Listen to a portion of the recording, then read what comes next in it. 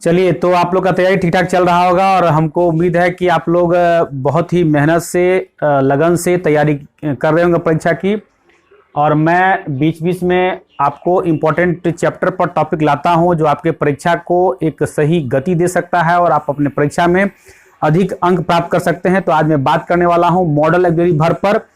मैंने देखा है जो बिहार विद्यालय परीक्षा समिति ने मॉडल पेपर दिया है उसमें से 4 नंबर जो है सो वह मॉडल एग्जाम भर पर आधारित है।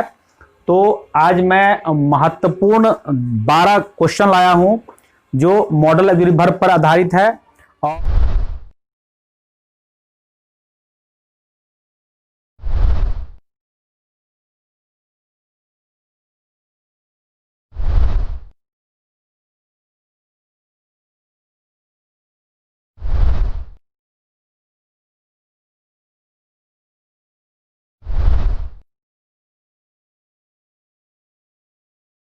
हैं तो निश्चित रूप से ये 4 क्वेश्चन आपका अपना हो सकता है। तो चलिए बिना समय गंवाए हुए हम आते हैं क्वेश्चन पर। देखिए मैंने यहां पे लिखा है most probable questions based on model auxiliary verb. तो क्लास में आप लोग को मैंने बहुत ही डिटेल से बताया था कि मॉडल ऑक्सिलरी वर्ब क्या होता है और इसके अंतर्गत कौन कौन से मॉडल ऑक्सिलरी वर्ब आते हैं। कैन है, कुड है, मे है, माइट है, शैल है, शुड है। यानी कि मॉडल ऑक्सिलरी वर्ब टोटल की संख्या 9 थी और 4 सेमी मॉडल ऑक्सिलरी वर्ब थे। तो यहां पर जो परीक्षा में पूछा है जो क्वेश्चन बैंक पर आधारित है 2009 से लेकर के 2020 तक जो क्वेश्चन पूछा है उस क्वेश्चन के आधार पर और जो मॉडल पेपर जो बिहार विद्यालय परीक्षा समिति ने दिया है उसके आधार पर मैंने ये क्वेश्चन तैयार किया है। तो सबसे पहला देखिए, dash that I were child again. काश मैं बच्चा होता, पुनः एक बच्चा होता। तो यदि इमेजिनेशन पर आधारित यदि कोई सेंटेंस है, कल्पना पर आधारित कोई सेंटेंस है, सपोजिशन पर आधारित कोई सेंटेंस है तो इसके लिए यहां पर क्या लगाएंगे, वुड का प्रयोग करेंगे, WOULD। यदि सपोजिशन की बात हो, इमेजिनेशन की बात हो तो वुड का प्रयोग करते हैं। और फिर 2 नंबर में, ये 1 नंबर हो गया। फिर 2 नंबर में जो है सो हम लोग देखेंगे कि मैंने लिखा है he ran so fast that, so that, in order that. यहां ये तीनों का मतलब होता है ताकि। दैट माने ताकि, सो दैट माने ताकि, इन ऑर्डर दैट माने ताकि।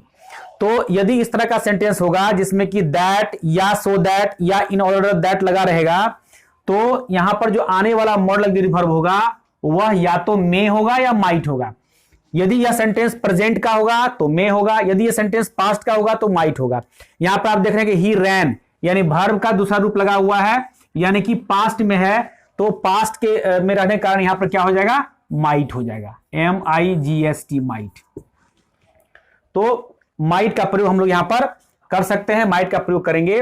अब जो है सो उसके बाद हम लोग देखते हैं कि अगला सेंटेंस है 3 नंबर में क्या होगा। 3 नंबर में है he dot solve the problem with an our.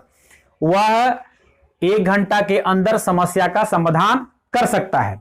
तो यह सेंटेंस 2 नंबर सेंटेंस में आप देख सकते हैं कि यह सेंटेंस में जो है सो एबिलिटी का बोध हो रहा है। तो एबिलिटी के बोध के सेंस में, एबिलिटी के कंसर्निंग जो है सो, एबिलिटी के सेंस में जो है सो हम लोग कैन का प्रयोग करते हैं। जब कभी भी सेंटेंस को देखने से लगे कि एबिलिटी का सेंस आ रहा है तो यहां पर क्या लगेगा, कैन का प्रयोग होगा। तो आप यहां पर क्या लगाएंगे, कैन लगा सकते हैं, यहां पर कैन लगेगा। जब कभी भी सेंटेंस हो जिसमें कि लगे कि जो एबिलिटी का बोध है तो कैन लगा देंगे। तो ये सॉल्व हो गया। फिर ये आगे है 4 नंबर में U dot do your duty. यदि सेंटेंस को देखने से लगे कि किसी के सलाह का सेंस आ रहा हो तो सलाह के सेंस में जो है सो निश्चित रूप से आपको क्या लगा देना है, शुड लगा देना है, शुड लगा देंगे। सलाह के सेंस में क्या लगा देंगे, शुड का प्रयोग कर देंगे। यहां पर वुड मैंने लिखा है, यहां पर जो है सो आपने देखा कि क्या लगाया है, मैंने माइट लगाया है। और यदि यहां पर V1 रहता तो वहां पर मे लगता। फिर कैन हो गया, कुड हो गया। अब यहां पर देखते हैं ही डॉट ज्वाइन दिस जॉब। तो बहुत सारा चूंकि मॉडल ऑक्सिलरी वर्ब सेंस पर आधारित होता है तो यहां पर सेंस लगाइए कि क्या लगना चाहिए। तो निश्चित रूप से यहां पर आप सेंस लगाएंगे तो यहां पर लगेगा must. He must join this job. उसे अवश्य इस जॉब को ज्वाइन करना चाहिए। कोई भी जॉब मिलना बहुत ही मुश्किल होता है और यदि किसी को मौका मिल रहा है तो उसे अवश्य ज्वाइन करना चाहिए। तो यहां पर निश्चित रूप से मस्ट का सेंस आ रहा है तो मस्ट यहां पर हम लगाएंगे। फिर यहां पर है, आगे है 6 नंबर में है, 6 नंबर में है कि dot dot I go out. तो यदि रिक्वेस्ट का सेंस हो तो रिक्वेस्ट के सेंस के लिए भी हम लोग मे का प्रयोग करते हैं। तो क्या हो जाएगा, मे आई गो आउट, क्या मैं बाहर जा सकता हूं।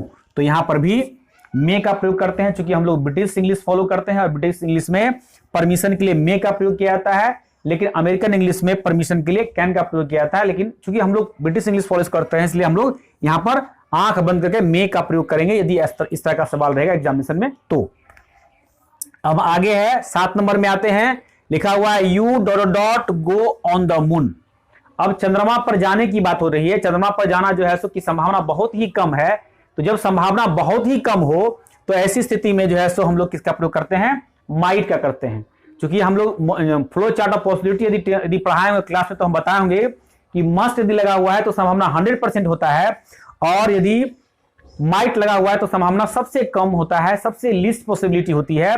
तो चंद्रमा पर जाने का संभावना भी बहुत ही कम है, लिस्ट पॉसिबिलिटी है, इसलिए क्या यहां पर क्या लगा देंगे, माइट का प्रयोग कर देंगे। तो क्या हो जाएगा, you might go on the moon, मतलब हो सकता है आप चंद्रमा पर जा सकते हैं, यानी संभावना बहुत ही कम है। अब यहां पर है, आगे है, ये 8 नंबर में है, where dot dot dot I go now.